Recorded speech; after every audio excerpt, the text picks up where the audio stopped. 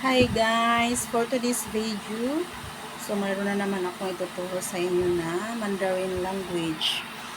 So ang ituturo ko ngayon sa inyo guys ay ang pagtanong kung nag-aral ka po ba? So ang nag-aral ka po ba sa Mandarin language ay ni shi shalama. So, ayan guys. So, pagkatandaan natin palagi sa mga gustong matuto ng aking mga tinuturo na mga tutorial.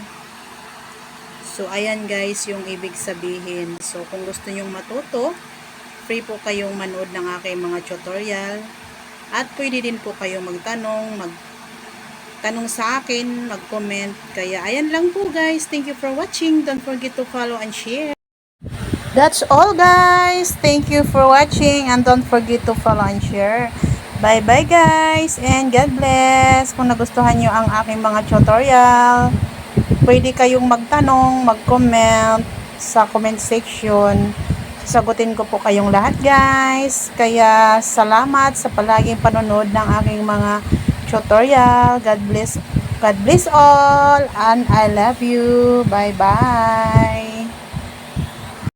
Until my next videos, God bless everyone and I love you. Kung gusto nyong matuto guys, free po kayo lahat manood ng aking mga free tutorial. Ayan guys, yan lang ang maitutulong ko sa inyo. Kaya thank you for watching.